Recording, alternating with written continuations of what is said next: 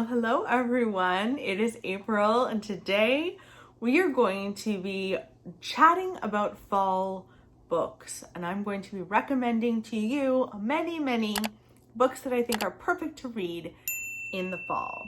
Now, most of these books are slightly dark. I will say there are no ghost stories in this video. I did a whole other video all about ghost stories, books that I would recommend. I had some books that I want to read, so I'll link that in the description box below if that is your thing. But I got quite a few, so let's just dive right in. The first book that I would recommend to you for the fall is The Final Girl Support Group by Grady Hendrix. This is his latest book. I love Grady Hendrix. He is hilarious and also creepy. And in this book, we follow a group of women who are final girls, which means that they have survived the worst of the worst and have been the lone survivors. So we follow this group of women who get together, I believe once a month, for therapy, group therapy, and talk about how they're doing. And then one by one, they are being killed off. So who's trying to kill the final girls? I thought this was really funny. Such an homage to the horror genre, especially horror movies, slasher flicks, such an homage to that. And it was also really creepy at times as well. And it's just, if you're anything like me, you do watch a little bit of horror movies at this time of year. This is the perfect book to pair with that. I also want to recommend The Turn of the Key to you guys. This is by Ruth Ware, and it's very much another homage, but in this case, an homage to The Turn of the Screw by Henry James. And The Turn of the Key follows a woman who has decided to become a governess, a nanny, and she goes to stay with this couple who are both architects. They work on these amazing places. Now, their own home is equally amazing. They've kind of taken an older house and modernized it with a lot of features, and then also added a lot of glass. So it's this modern meets rustic kind of home. And so she gets there and she's like, this is gorgeous. But they leave to go and do their work, and she's taking care of these two young girls.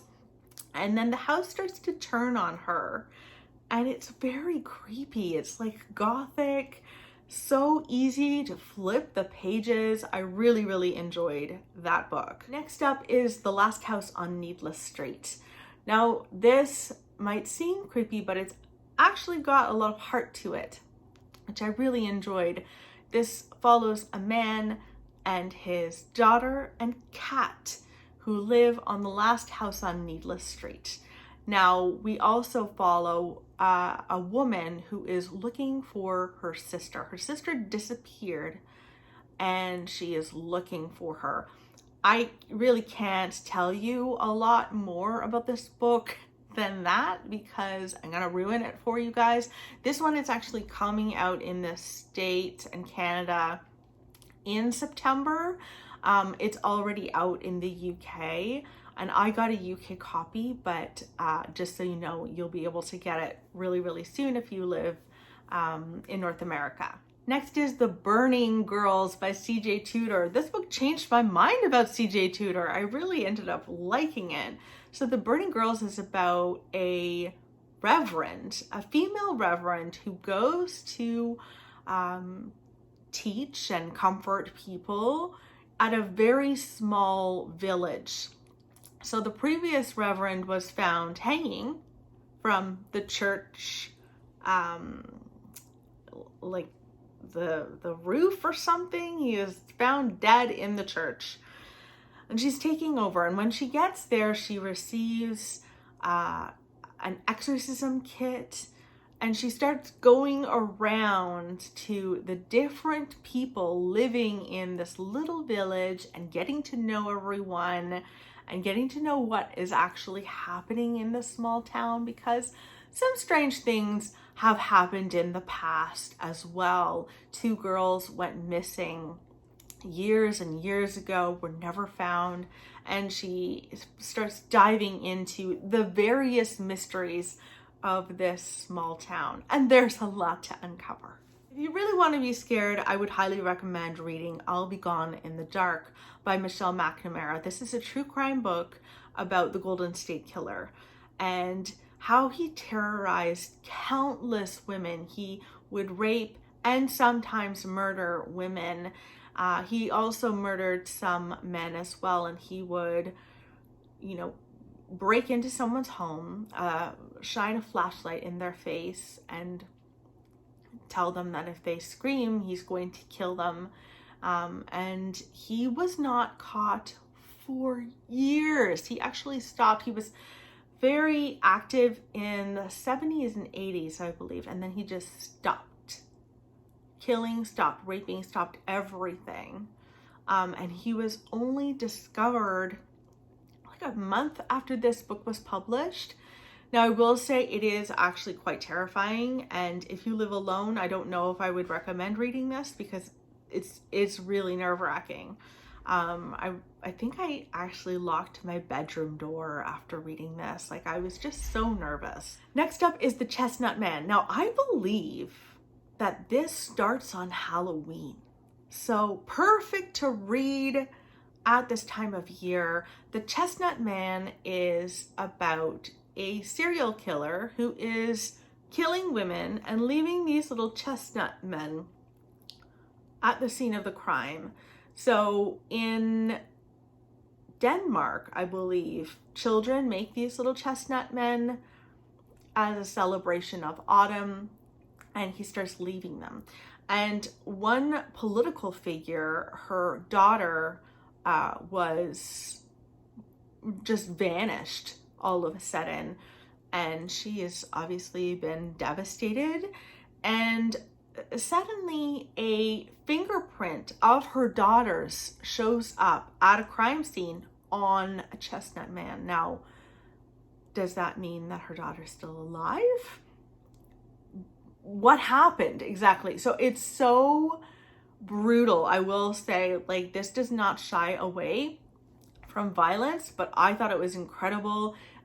This author is the same author who wrote The Killing, which is a TV show, which I thought was incredible as well. So I would definitely recommend that for the fall. I'd also recommend The Push by Ashley Audrain. I read that this year and just fell in love with it. It's so good, very twisted, about a mother, a new mother, and she has yearned for a baby, and she thinks when Violet is born, she is going to connect with her and just have the most wonderful relationship with her, which is a far cry from what she experienced as a child. And what she finds is that Violet's a little bit different. She's not connecting with Violet. Is it postpartum or is it something more? And Violet can be a little bit violent. And so she's trying to understand what's going on, and she thinks that it's probably just her, but then her second child is born, and she has a son, and she feels all of the feelings that she wanted to feel with Violet, but with her son. And then she starts worrying if there is really something wrong with Violet. I loved that book. I can't wait to read more by Ashley Audrain. That is for sure. This was a debut for her. She's Canadian. Can't wait to read more by her for sure. Next up is The Nothing Man. And I feel like if you enjoyed I'll Be Gone in the Dark, you might enjoy The Nothing Man. So The Nothing Man is about a woman who survived a brutal attack on her family. Her entire family was killed except for herself.